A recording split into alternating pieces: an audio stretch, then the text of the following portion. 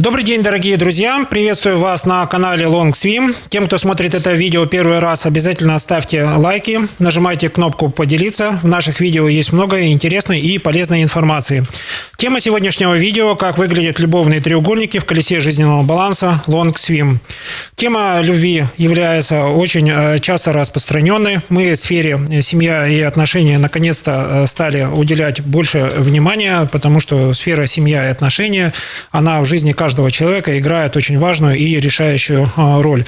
Это видео будет полезно тем, кто попал в состояние любовного треугольника, те, кто в этих состояниях очень длительно находится, или это видео очень будет полезно для тех, кто не хочет попадать в состояние любовного треугольника, когда один из ваших любимых людей стремится в состояние полигамных отношений. И давайте все это рассмотрим через трехкомпонентную модель любви. Есть видео отдельно в плейлисте. Кто хочет внимательно ознакомиться, приглашаю посмотреть и оставить свои комментарии. Итак, у нас есть три компонента любви. Это наша близость, обязательство и страсть. Комбинация этих взаимных факторов дает нам понимание 8 элементов любви, их могу назвать компонентов, стадии любви. Я их сейчас перечислю. Для тех, кто первый раз знакомится с трехкомпонентной теорией любви, рекомендую обратиться к профессиональной литературе. Эта тема освещена во многих видео, но в наших видео она очень сильно увязана с инструментами колеса жизненного баланса, для того, чтобы вы всегда могли понимать, какие инструменты когда применять. И тема любовных треугольников, она очень редко озвучивается в семейных парах, но если вы смогли озвучить, что семейный любовный треугольник в вашей жизни присутствует, это видео будет для вас мотивирующим, для того, чтобы вы из этого состояния выходили в более гармоничное состояние. И начнем мы с понимания близости. При состояниях близости существует всего два компонента. Высокая близость – это, скорее всего, моногамные отношения, 99% – это моногамные отношения, и низкая близость – это полигамные отношения. Как вы понимаете из определения, все любовные треугольники – это область низкой близости, то есть низкой эмоциональной близости, когда вы перестаете доверять друг другу, у вас есть желание зайти в параллельные другие отношения и в этих отношениях получить то, что вам недостает у существующих. Если мы говорим о стадиях любви, которые чаще всего присутствуют, где низкая близость – это состояние не любовь, состояние влюбленности, состояние пустой любви и состояние роковой любви. Самый часто распространенный треугольник состоит из трех этих элементов любви. Первое – это влюбленность, второе – пустая любовь, и третье – роковая любовь. Что люди ищут во влюбленности? Во влюбленности люди ищут страсть, то есть во влюбленности присутствует очень высокий гормональный фон окситоцина, то есть это страсть на пределе, желание начать с новым человеком с чистого листа. Если это любовный треугольник, чаще всего там присутствует база, это пустая любовь, вы с кем-то находитесь в длительных отношениях, эти отношения зашли в тупик, ни один из ваших людей не хочет принимать активного участия для того, чтобы предложить какие-то варианты выхода из этих отношений. Ваше желание выйти в стадию роковой любви, где присутствуют эндорфины, тоже параллельно присутствует в этом любовном треугольнике, но одновременно в этом треугольнике вы получаете три вида травмы. Самая главная травма, которую вы получаете в любовном треугольнике, это состояние пустой любви, где у вас рождается чувство вины.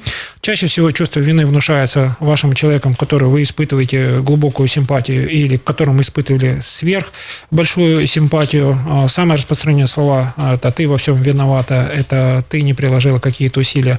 Поэтому наши отношения зашли в такой тупик. В стадии роковой любви вы получаете травму недоверия, вы к человеку испытываете безумную преданность, очень сильно вкладываетесь в отношения, но он считает, что этого мало. В роковой любви присутствуют эмоциональные качели, то люблю и ненавижу одновременно.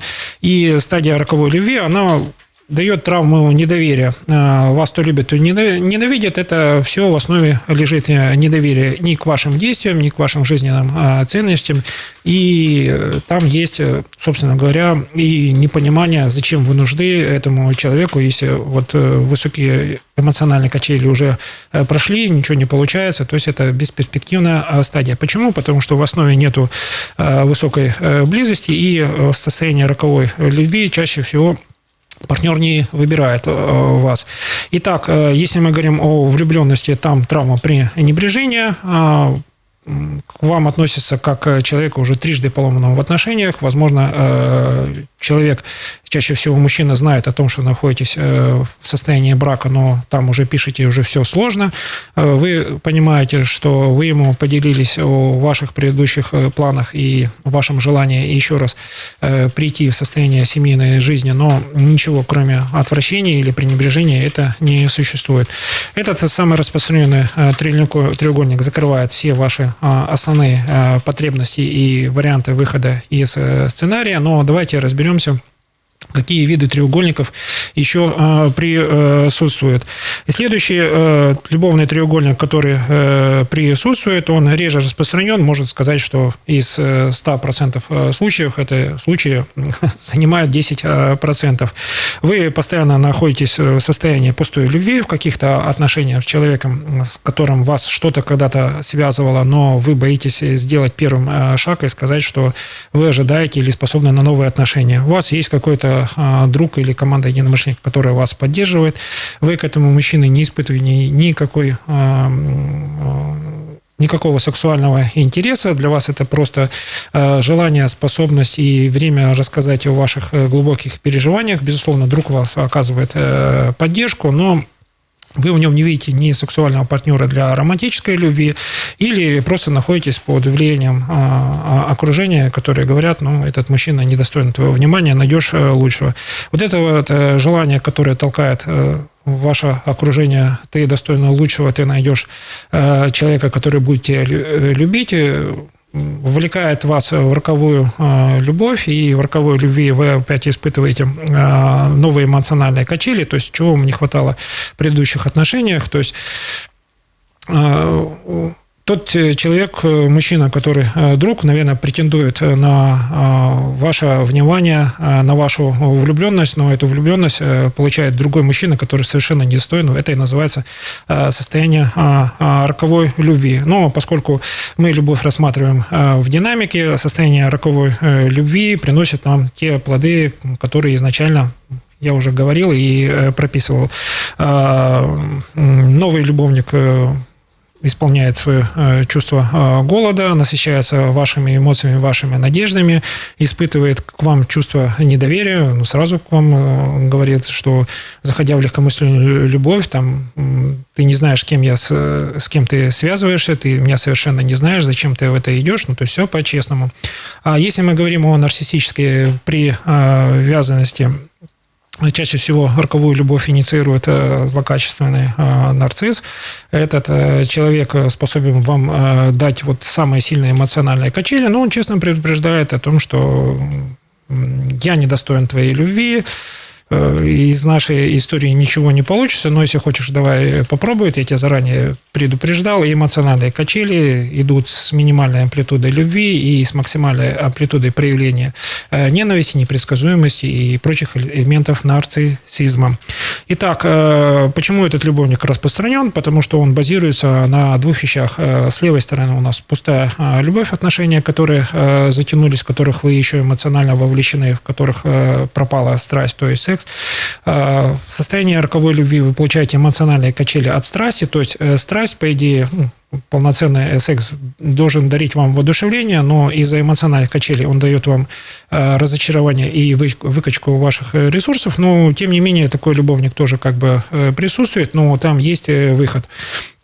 Вы сможете, избавившись от роковой любви и выйдя из состояния с нарциссом в состояние понимания, что это вас уже не устраивает, в состоянии пустой любви, если у вас есть дружеская привязанность, вы можете сделать робкий шаг в сторону дружбы, сказав или сделав паузу в состоянии пустой любви, и таким образом вы выходите из состояния любовного треугольника более экологично. Если мы говорим о предыдущем любовном треугольнике, то есть влюбленность, пустая любовь и роковая любовь, это очень замкнутый любовный треугольник, потому что он является не только замкнутым, но и открытым любовным треугольником. Через новую влюбленность появляются новые любовники, новые партнеры.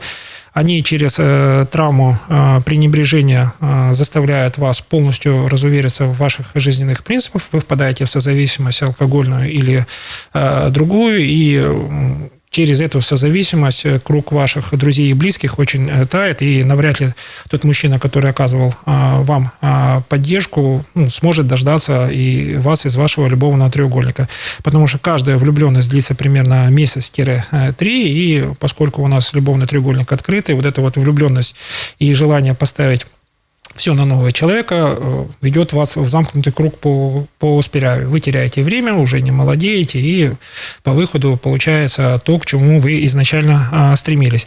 Если мы рассмотрим все это через колесо жизненного баланса, вам всего лишь нужно было отрегулировать свою сферу духовного роста и творчества, ваши жизненные принципы, а что такое любовь, какая любовь существует в реальности, а не в книжках. Вам проще было находиться в кругу семейных пар, посмотрев на них, вы поймете, что вам в любви больше привлекали эмоциональные качели, эмоциональные внешние переживания для своего ближнего круга окружения, а что они скажут, а что они подумают. И таким образом две непроработанные сферы духовного роста и творчества и сферы друзья окружения вас толкнули в состояние любовного треугольника. Как из этих любовных треугольников выходить? Есть отдельное видео, пожалуйста, посмотрите на нашем канале.